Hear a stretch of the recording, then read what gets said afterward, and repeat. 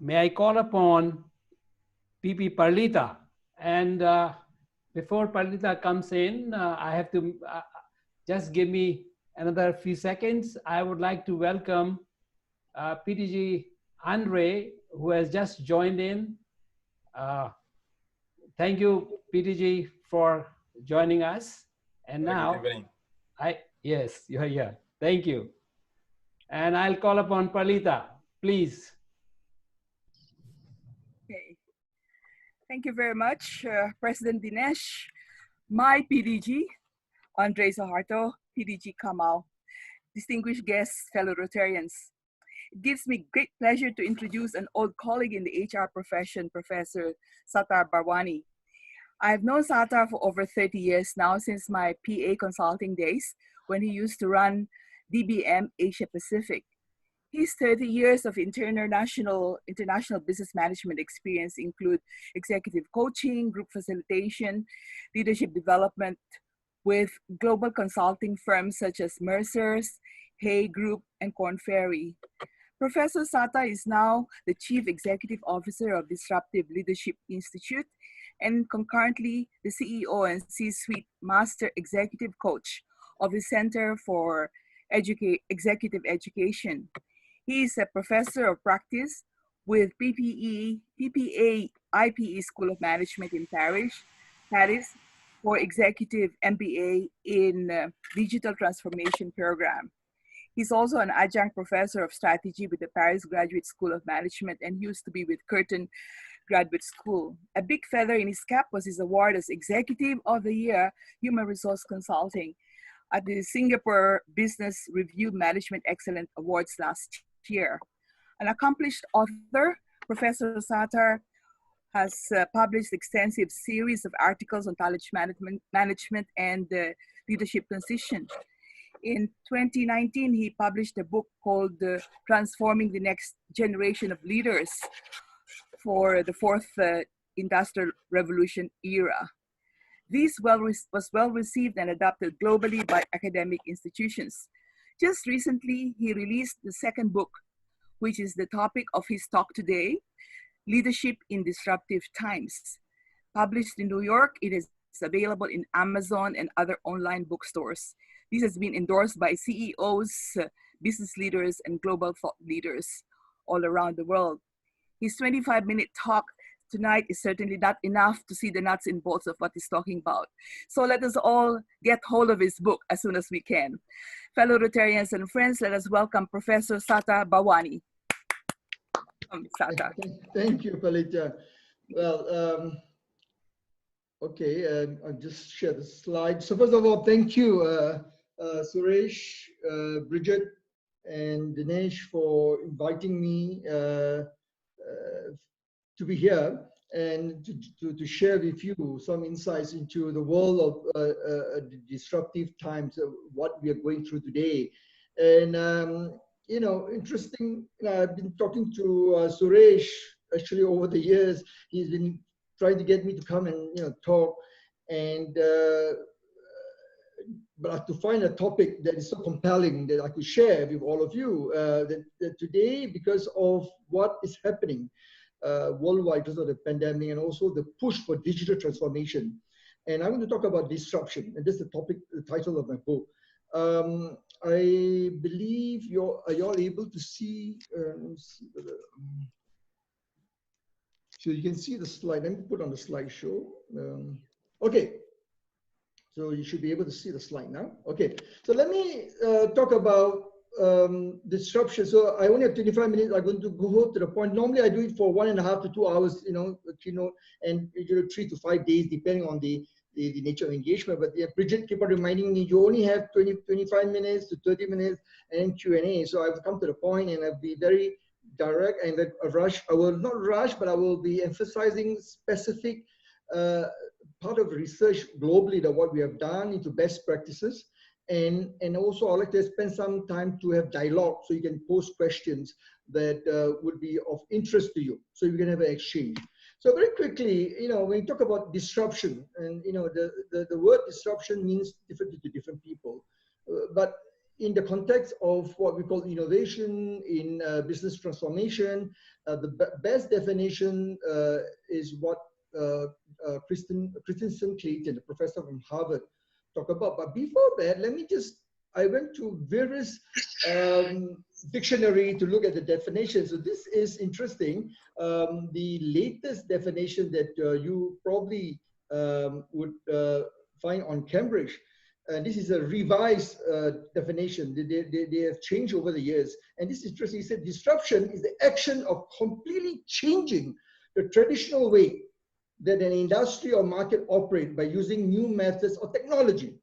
The word technology has been included over the last 5 to 6 years because, and also by right, not only technology, we're talking about disruption can happen due to, for example, climate change, which is not being discussed, but we can expect that to be there will be a fundamental shift in the way we do business in the next 20 to 30 years. So we need to be prepared. There will be disruption due to the workforce transformation because of the multi-generational shift with the Gen Z or digital natives coming into the workforce, because of the expectations, the way the future of work is going to be very different. So again, that is also a disruption, because of the generational shift. And of course, today, as we speak, the pandemic, is unexpected. But to be fair, Bill Gates, predicted in 2015 that there would be, at that time we were talking about Ebola, and also the bird flu. We are very fortunate. The bird flu has been well contained by China, Vietnam, and many other countries, but that could be far much more worse than COVID-19 if it's not being managed appropriately. So I want to focus, because a request from the organizers, for me to talk about digital transformation. So in my book, I have two disruptive forces. One is I'm talking about the digital revolution, which I'm going to talk about, and also the COVID-19, the pandemic. And they are related because of the, due to the pandemic, the push for the digital revolution at the workplace has now been in the forefront. Many organizations have put things on hold, and many, especially SME, many small, medium enterprise, and especially micro SME are impacted very badly. And now people are scrambling, trying to put in place the digital transformation initiative. So when we talk about digital transformation, one of the book that I would highly recommend, that is being recommended by Andy Grove of Intel, Bill Gates. If you look at the technology companies, most of them would rely on this book called The Innovator's Dilemma by Clayton Christensen, who passed away recently, early part of the year. And Clayton defined it as a disruptive innovation as a process by which a product or service takes root initially in a very simple way, in a very, from a small, market or market segment, and then evolve into displacing the entrenched competitors. And some of this example, probably between Netflix and Blockbuster, for example, how Netflix disrupted Blockbuster, and how, if you look at DBS Bank, and how DBS Bank has disrupted, the digital banking, and working on against the platform organization like Tencent, Alibaba in China. Then those are not their direct competitors, but they're not the bank. And I will talk about that, about Piyush Gupta, a remarkable leader, and how he transformed.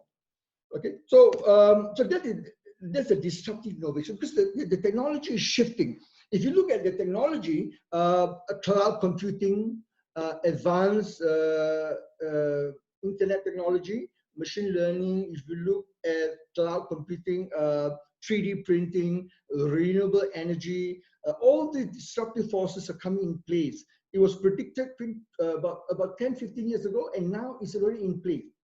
blockchain is a reality in every aspect of in the supply chain, physical distribution, logistics. So we can expect all this advanced technology, a driverless car, what Google, Tesla, and it's going to be, you know, things of very common. In Singapore, it's being tested in the universities, and very soon it's going to be something very common in the next 5 to 10 years. So the question is, are we ready for it? The challenge is, how do we transform ourselves as leaders and our organization? So first, we need to transform ourselves, and I'll talk about that because of the disruptive mentality that needs to be, you know, it needs to be re-examined, the way we think, how do we look at business, how we disrupt our competitors' business, and this is something that needs to be changed, our mental model, and I'll talk about that, the disruptive mental agility competency. Now, so what I did in the book, I came out with something called Leadership 4.0. And Leadership 4.0 is about what I coined the term, about ability to demonstrate as leaders. We need to demonstrate what we call disruptive digital leadership.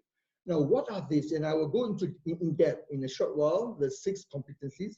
But the disruptive digital leadership is all about the ability for us to demonstrate those competencies that are critical in building and engaging a high-performing team and driving a culture of customer centricity or customer obsession through innovation. So that is what it's all about. So it's about a set of competencies. So what are these competencies? Number one is about, as I said earlier, about disruptive mentality. Okay. Now, basically, you're talking about shifting your mental model, looking at, you know, a good example is people always talk about, you know, critical thinking. You know, you need to think outside the box. Here in the disruptive mental agility or disruptive mentality, we are saying that there should not be a box. So you should forget about a box. You should look at every aspect of your business. You need to examine every element, you know, every whether marketing, sales, finance, operation, every aspect of the business with customer centricity as the cornerstone of your strategy. Customer centricity or customer obsession. Number 2 is about creativity, the competency of, we all know this, and because this is not new, visionary, entrepreneurial, to be able to bring things to market. So the first one is quite new. The first one is about disruptive mental agility. The third one is interesting. The third one is about cognitive readiness, leveraging on what we call the critical thinking plus emotional social intelligence to be able to drive success in leading your team. It's about mental agility. It's about creating new solutions, trying to find new ways of doing things, not necessarily totally new, but finding new application for existing product or finding new markets to be able to deliver your system. So there are different ways of working. So it's about mental, cognitive readiness, shifting your mental model, ability to connect the dots. So it's about strategic thinking because you need to connect the dots. At the same time, you need to have intuition, gut feeling. So you cannot do away with your gut feeling. And that's very important, but we always tend to see them as mutually exclusive. No. So you need to rely on data. You need to rely on predictive analysis using big data. Yeah, that's important. And of course, machine learning, AI and machine learning to be able to help you to make decisions. Then the fourth is what we call the resilience and adaptability or the change agility. Again, it's not new. You probably heard of this many times. Resilience or adversity quotient, adaptability, how you bounce, fail fast and bounce, and to be able to quickly lead your team to success. Because it's very important. We all make mistakes. We learn from our mistakes and then learn from it and then and get your team up and going to push your digital disruption agenda or digital transformation agenda. Fifth is interesting. We all hear about empathy. Empathy, social skills, what we call the people agility. And now, in today, in the digital revolution, Satya Nadella, the guy on the left, the top, you see the globe, Satya Nadella is the CEO of Microsoft Inc. he is the third CEO after Bill Gates and Steve Ballmer, the greatest CEO ever. In my book, I talk about a case study about how he has transformed Microsoft to be where he is today and to be the one of the most valuable brand within 5 years of taking over as CEO from Steve Ballmer. Bill Gates is an excellent, is a strategist, very innovative. And Steve Ballmer is a commercial guy, driving for success, commercial excellence. Here you have a guy, Satya Nadella, the third CEO, is all-rounder. Why? He demonstrated all 6 competency. And number 5, and he make it very clear, he says that a CEO, if you are a CEO, irrespective of the technology, any industry, if you do not, or you're not able to demonstrate empathy for your customers, because you need to be innovative driven, you need to understand the customer pain. You need to understand what are the challenges using design thinking methodology, and to be able to work with your team. You need to have empathy for your team, your digital transformation team, your day-to-day, whoever you work with. So he adopted, which I call the PPT philosophy, people over process and technology. You know, in the book, again, I went through, I explained in depth the PPT. So again, it's a great example, a great CEO who has been able to transform. And everyone who has met him, he touched the life. See, he's one person. When he walked into the room, when you speak to him, and from my friends who have worked in Microsoft, and I have yet to meet him in person, because trying to get opportunity to see him when he comes to Singapore or in the region. But I've attended a lot of virtual conferences, and when he delivered, one thing very clear: he's connected with you, even for those individuals who work within Microsoft, in Redmond, Washington. He's able to see you as an individual, and he understands you. That is what you feel so connected, not because you want to work for him, not because you have to work for him, but because you want to work for him. And it's very different from Steve Jobs, another legendary CEO who is number one, very disruptive mentality, very visionary, very highly, 1, 2, 3, and 4, but lack of number 5. Steve Jobs doesn't have that ability to have empathy, social skills. And lastly, 6, driving for success. So you need to achieve success. At the end of the day, it's all about results. All right. So you look at all these 6. So if you want to be able to drive a digital transformation of the future, and the pandemic, the COVID-19 pandemic is now pushing organizations to put in the forefront their digital transformation as a core strategy moving forward. The pandemic will be over. The pre-COVID days, many economists looking at within 3 years.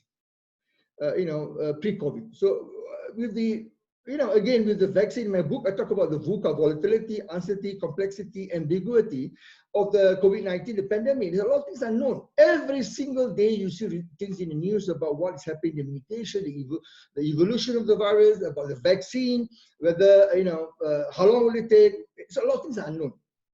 But generally, we will expect around 3 years before we can see things back to pre-COVID. Now, what does it mean? Do we have to wait until 3 years? No, now's the time. Now's the time for you to get your organization ready if you have not done so. And how do you transform? And that is very important. The guy at the bottom, you see the 2 guys there at the bottom. On the left is Jack Ma for Alibaba. On the right is Howard Schultz, former chairman of Starbucks, another legendary CEO who transformed Starbucks using digital transformation. They call it the marketing flywheel concept, and how they use customer centricity, customer loyalty, using their program, the flywheel program, to integrate different aspects of their operation. So this is interesting. So we need to understand that in many organizations today, there are I would say some element of digital transformation that already been in place, not necessarily on a big scale, but the question you need to ask yourself, what is it that you need to do or to re-examine your business model to serve your customer of today and tomorrow? don't follow, and the problem with a lot of organizations that they follow what the competitors are doing, they follow all the big organizations, not necessary. So you need to look at your business model, look at your customer need, customer wants, and how can you deliver value by leveraging on your people first, transform your process, and then use technology as an enabler.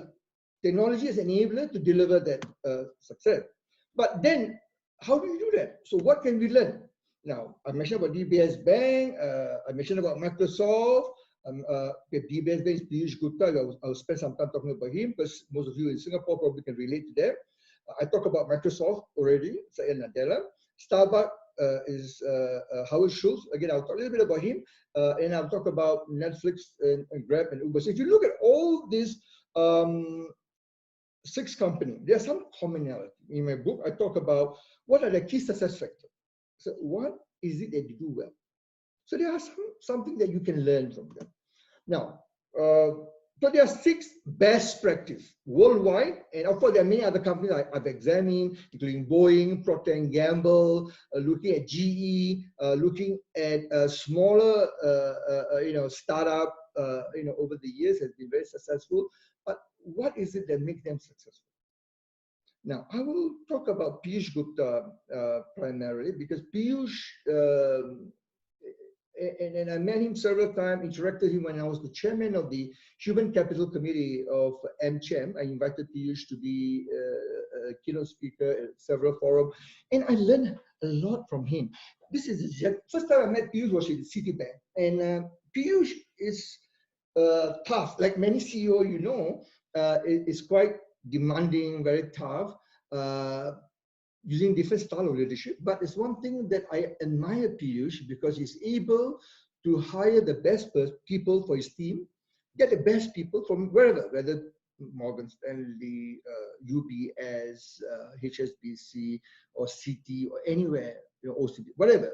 Get the best person for the job and empower them and leave them to the job. But he's very result driven. We talked about the 6 competency earlier. So probably he scored 5 out of 6, probably a little bit less, but he admitted in some of the interview, you can find in YouTube, he acknowledged that he probably, because of his style of leadership, but he's learning, he's adapting. Now, what he has done, did very well. So in 2009, he came on board. He was looking and he took over from Jackson Tai. It was just after the financial crisis, or just the tail end of the financial crisis, 2008, 2009. So Piyush came to the later part of 2009, and he takes some time to look at the business because DBS, is very, very different from Citi where he comes from. He's a long time Citibank, employee, person who has been into the culture, the Citibank. So he tried to understand DBS. So he spent time. I tell you a story. So first 1 week, but at that time, not many staff, have seen him because he's not on 2009, not social media. You don't see that much being used. So, but he went to the POSB, bank that's owned by DBS, and he queued up with the customers, depositor, the elderly, and the POSB is in the heartland. So he went and queued up and listened. Now this is interesting. Listen to this. He asked the people in front of him, so how long you been banking? What is it you like about this bank? What is it you don't like? He listened and he engaged them. And then he goes to other branches. He goes around for a few days, try to have a good sense of walking around the ground. How many CEO does that? That is the biggest problem today as a master executive coach, as a C-suite executive coach. And I found a lot of my clients, they do not know what's happening. And usually they're the last person to know what's happening because they do not connect to the ground. So this is about empathy, about ability to connect, about the customer obsession. So that's number 2 that he demonstrated. So let's talk about number 1. Now, when he came on 2009, towards the end, then he looked at Alibaba.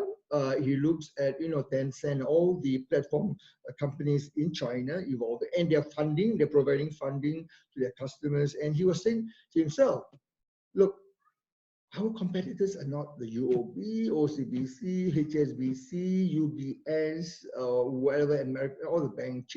No, the biggest threat to DPS is this platform company, Tencent, Alibaba, who's going to fund the purchase, who typically will use the credit card or fund through, go to the bank. But all these companies are disrupting the financial services space. So he went to the board. And he shared his view and said, look, give me funding. I want to transform. And the board said, okay, I will give you initial 300 million. So they give him the money. And he came up with the number one called the digital vision, the transformation agenda. He got the best CIO, he got the best CTO, he got his private banking, colleague was formerly from City, and a group of people that he has worked before. So it's very clear what he wants to do. The board sign off. That's number one. Number two, as I said, he's very customer obsession. The customer who the segment is going after. What the customer wants through design thinking. He uses a lot of design thinking methodology to go and look at the customer pain. And number three, they decide to empower. So empowerment in a very big way. It's a 26,000 employee. Yeah, when he came in, 26,000. Now it's about slightly more. They have not gone through any downsizing yet, but it's about 26 to 27,000. So what he did was he empowered the team. He decided to structure the organization in such a way that allow people to operate independently and give them the responsibility, but he expects results. So the structure followed the strategy and the culture, or what you call the digital-driven culture. Empowerment, clarity in terms of role and responsibility, rapid decision making. The culture is very fast going, everything done quickly. Not that the legacy DBS you hear, typical, the government, banking, and so on. So he removed all this impediment and giving people the empowerment. And clear communication. So he will communicate to his leadership team. He will communicate to he has town hall, he has newsletter, he reach out and people can access to him, and he makes sure that the clarity, or what we call the line of sight, whatever communication has been, he shares his team, and this will be communicated by down the line. So everyone will have received the same information. Number five is about using a big data, predictive tools, analysis to solve problems. So it's about what we call rapid decision making. Quick, because the customers cannot afford to wait. So they do things quickly using customer insights, information that they got from survey, from their e-banking platform. So they get all the information which they help them to develop strategy. And lastly, this is very important. It's about having the right leader. So you have the CIO, CTO, Chief Information Officer, Chief Technology Officer, CXO, Chief Innovation Officer, and many other roles that is instrumental in driving success for the digital transformation. And train them, upskill, reskill, and there are people who cannot perform. There are people who does not fit into this new culture and able to find new roles. And you see in DBS today, some of the talent, because of the branch, they're slowly scaling down. And what happens, you find them become live, in some of the places in shopping centers and all that, they have what they call a virtual bank, virtual center where you can go in and talk to the teller who's now on the other side, who, can transact, and, you can ask questions, and a lot of things has been changed by using technology. Now, what Piyush did right, as I said, is to understand the PPT, the people, process, and technology. Now, this is an excellent example in my book. It's a whole chapter, chapter 5, and I talk about DBS, about the culture, the impediment, the barriers, the problem they face, how they transform, how Piyush developed the team.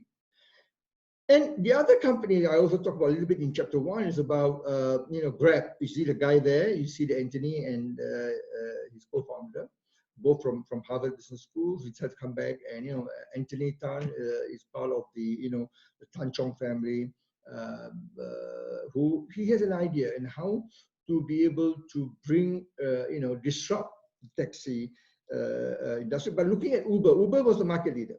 Uber was doing very well. Uber disrupt the taxi by making it easily accessible using the app, using again AI to be able to create that ability to connect the customer. And then again, I won't go to that. And then interesting, Uber disrupt the taxi industry, and Uber themselves been disrupted by Grab. And the rest is history. Now, I just thought, let me just pause here. So I thought it's good to have more question and answer. So, again, this is just some of the stories in my books, a lot of case study, stories, examples, best practice tools, framework that you can implement. It's endorsed globally by many CEOs, CHRO, academic professors from various universities. So it's a go-to blueprint to be able to develop your digital transformation strategy. So I will pause here, and maybe I'll hand over back to Bridget, for the Q&A. I'm sure if you have questions, over to you, Bridget. Yes, thank you very much, Sata. That's absolutely perfect, on the dot in time, absolutely wonderful. Thank you very much. And I think we could talk a long time more about it. And I think Suresh put his name in the chat, and he wants to ask a question. Suresh, please. Suresh, thank you, Bridget. Professor Bhavani, yes. You've been talking about Christensen's technological and innovation disruptions, which is also coming around with Uber, Airbnb, cloud, and now digital transformation. Yeah. But leaders can see an immediate benefit on adopting these new technologies. What happens when natural disasters and COVIDs, where the benefits are unpredictable, actually they're negative, and the duration is uncertain? What kind of competencies do the leaders need, and how do they adapt themselves to this situation? Actually, Suresh, an excellent question. Actually, this is what's happening right now. In my book, I mentioned about the word, I'm sorry to say this, I'm going to be very blunt, the word unprecedented crisis.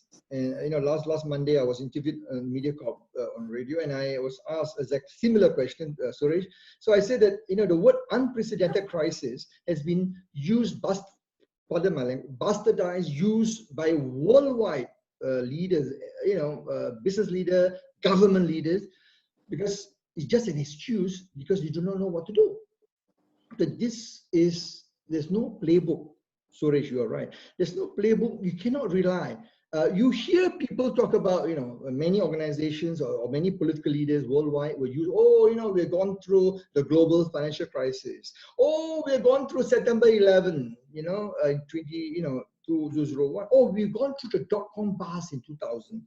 We've gone through the further back Asian financial crisis in 1997, 98. Or we've gone through the latest, the global financial crisis. So all this, what lesson we learned is that you cannot rely for the first time, the pandemic, this, as you correctly mentioned, is totally unexpected. And the impact, the disruptive, the horrendous impact on business, on livelihoods is phenomenal.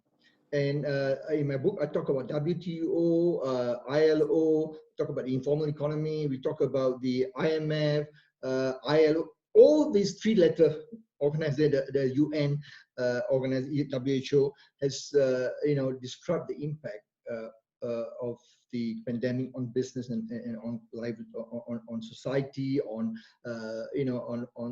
family and so forth.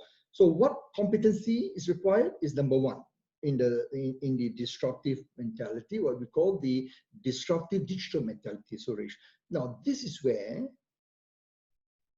people are not able to think critically, and they tend to fall back into the past experience. Marshall Goldsmith, who endorsed the book, Marshall is number one worldwide, in terms of, it's a leadership thought leader, guru. And I was with him last night on Zoom, for conference, and I was talking. Interesting, he wrote the book, 10 years ago. He said that what get you here won't get you there. So what a lot of companies tend to rely on past experience. I'm not saying you don't rely on it. You can look at it and examine, but there are times where situations are different. They may look similar. So symptom, behavior. So in this case, the pandemic is totally different. In Singapore, Malaysia, everywhere in the world, you see people are struggling to come out with very constructive strategic action to prepare for the post-pandemic. What happened? They used fiscal stimulus, based on borrowing or reserve. In Singapore, we have financial reserve continuously. You know, for the 5th time last was it Monday? They announced, the Deputy Prime Minister announced on Monday, for the 5th time, you know, surplus to support business and jobs. So we cannot do that. We cannot continue. So we need to think differently. So critical thinking and disruptive mentality, ability to accept the fact that you do not have all the answers, Suresh. The answers lies with the young. It could be the young people. The most one thing I learned from the young is what we call, adopt a concept called reverse mentoring. So we need to accept the fact that we do not have all the answers. Can political leaders, business leader, government agency, heads, or civil servant, in Singapore they call it admin service, can they accept the fact that they don't have the answers? They need to go back to the private sector, go back and collaborate and create an ecosystem where people can share and develop. To do that, you need to have a growth mindset, Suresh, to shift your mental model by accepting the fact that you may not have the answers. Therefore, let's work together. Collaborative, even competition, co-opetition, compete and collaborate. You cannot do it alone. You cannot do it alone. So what can we learn from our competitors? Let's work together to resolve the challenge. So this is about what we call disruptive mental agility, one of the most important competencies, Suresh, to be able to prepare for the post-pandemic and to prepare for the future. There will be more pandemic, there will be more disruption. Be prepared. And they're going to come, you know, it will hit us again in 10 years, 15 years, we don't know. So are we ready for it? That is the question. I hope I answered your question, Suresh. Thank you. Perfect. Any other questions from the floor? I don't have anything in the chat, so maybe I can ask, because I mean we are in Singapore, and I think Singapore has been known being very skills driven, very much sort of fact learning driven. What you basically share with us now is mindset, and mindset is personality, is character, is adaptability. Is this teachable? I mean, you know, I mean, I think people are at the moment thrown into something, as you say, they've never experienced. So we talk about mental well-being, and some people struggle, and then again, you know, the necessity to continue and to move on and to perform. I think that's a conundrum in a way, particularly I would say in Singapore kind of circumstances. You know, Bridget, you're absolutely right. It's the thing about Singapore, the younger generation. I mean, if you look at the baby boomers, the traditionalists, those born before the America generation, you know, both before 65, and those born between 65 to 1980, because you know the education system has been always about, you know, not able to create that climate that make people to think. And actually, Tharman Shanmugaratnam, our coordinating minister, who was at one point in time, about 18 years ago, when he was the education minister, you know, he came out with this thinking schools, learning nation, and to help students of the future, leaders of the future, from primary school, secondary school, to institutional higher learning, to create this critical thinking. Now, at that time, it's fine. Critical thinking is the ability to find new ways and to shift your mental model. But in today's context, Bridget, it's not enough to have critical thinking. So you need to have a suite of competency. I call it cognitive readiness, based on research by EDA, Executive Development Associate, my partners in the US. So it's not only critical thinking. You must have what we call, as I mentioned earlier, the ability to connect the dots, strategic thinking. Okay, and you must be able to have that being present, means you know, mindfulness, very important, because a lot of chaos, a lot of things are happening. So be focused, be mindful, and you must be able to respond quickly, rapid response. So it's not about, yeah, okay, you know, we take time, you respond, when we wait for the head office. No, you must respond very quickly. So this collective readiness, Bridget, the difference that today, we need to help our leaders, our people, our employees to reskill. Whatever you learn, all of us here in this room, I mean, all of us here participating in this forum, whatever we've learned in the university, and I can tell you, 90% what you've learned in your MBA or your bachelor's has no longer relevance in today's context. 80 to 90%. The question is this: what are you going to do to reskill, upskill, to be able to prepare yourself first? Forget about your team. If you are not able to demonstrate the growth mindset yourself, that you need to change, you need to be the person, be the change agent, and demonstrate that I'm prepared to do it. So better, all of you better be prepared as well. So take care of yourself, lead yourself first, lead your team, then you can lead the organization.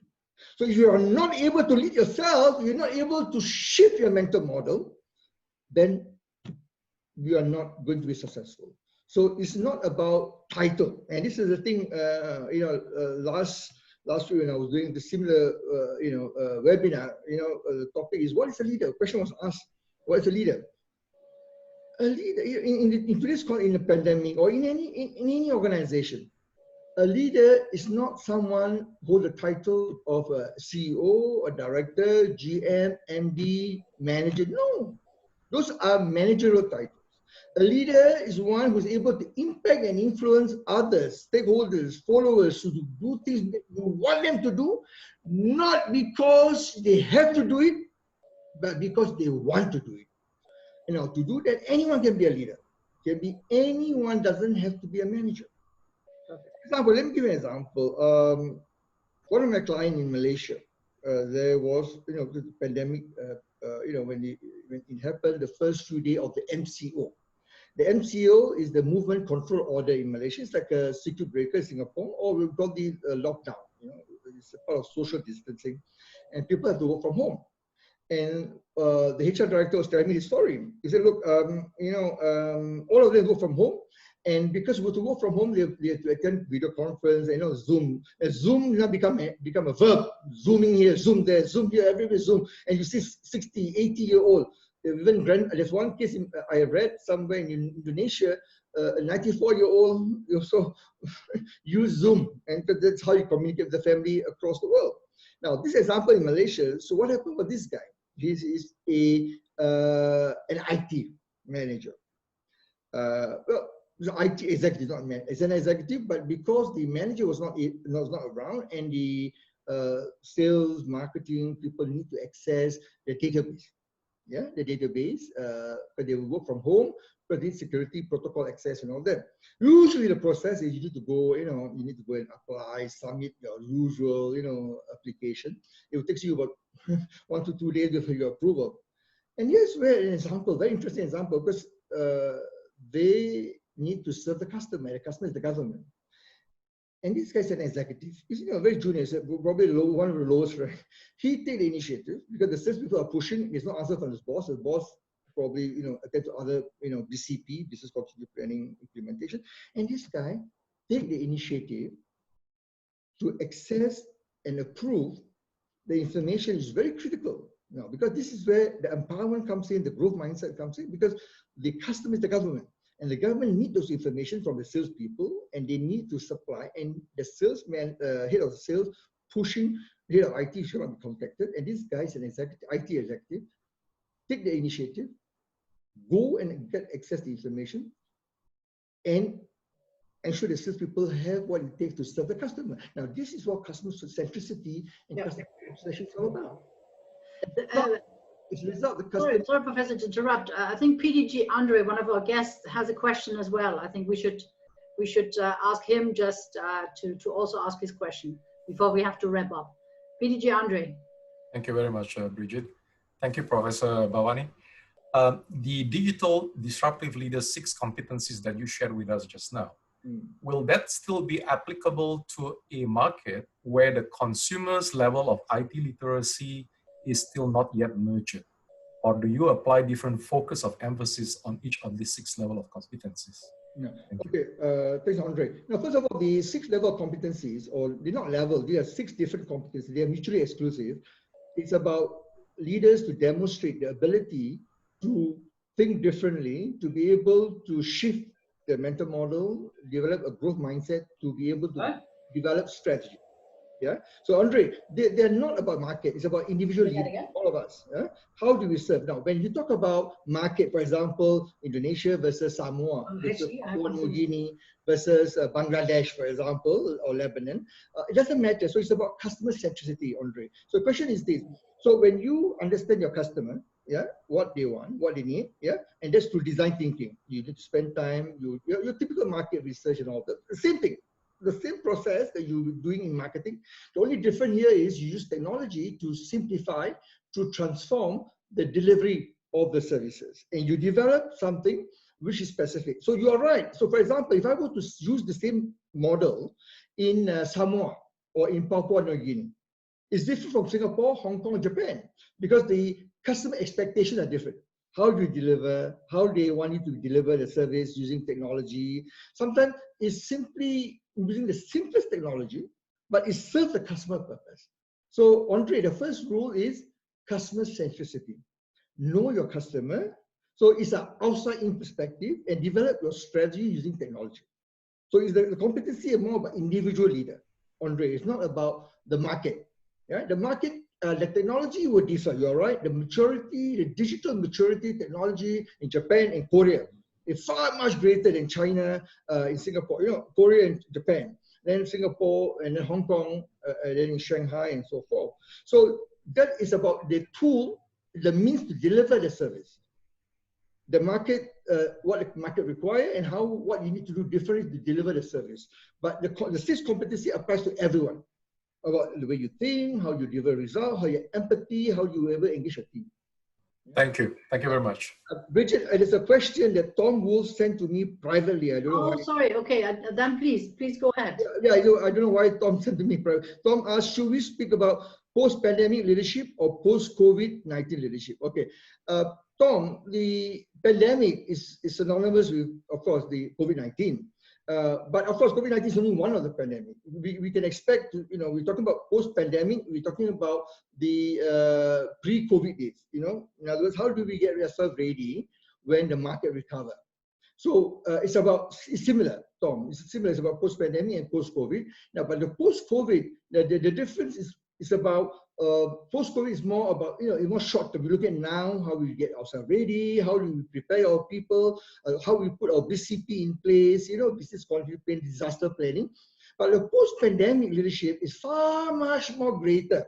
Looking at a horizon of about 5-10 years, and how do you transform the organization to be ready for the future of work, which is going to be 2025 to 2035.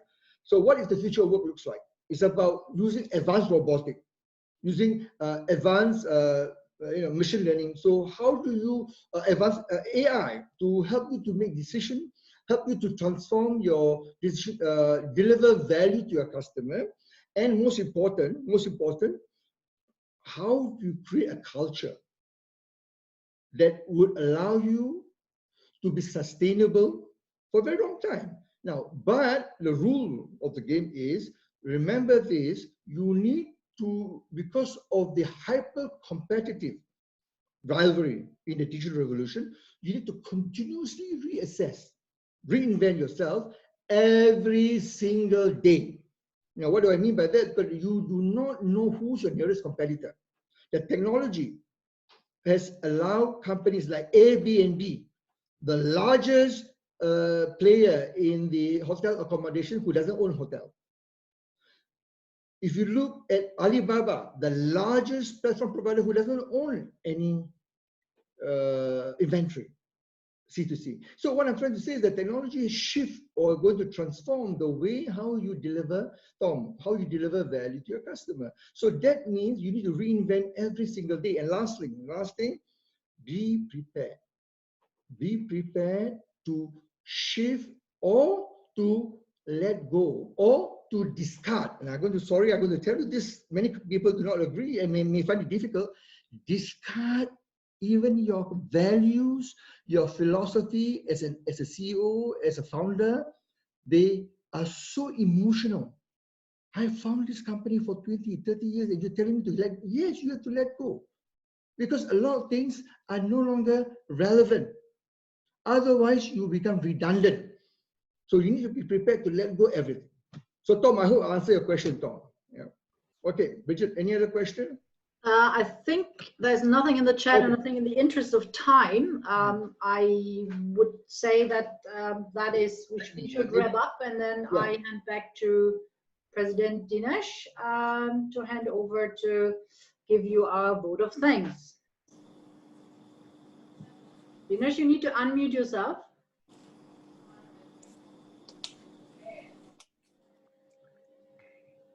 Thank you, Bridget. Thank you, Professor Bhavani, for your very enlightening You're most welcome. Yeah. speech. And I know this is a complex subject. We are all talking about the future. But anyway, we have time restrictions. So I would like to call upon past President Tapan Rao to give you a vote of thanks. PP Tapan. Dr. Bhavani, yeah, I hope I'm visible. Yes, yes. And heard and audible.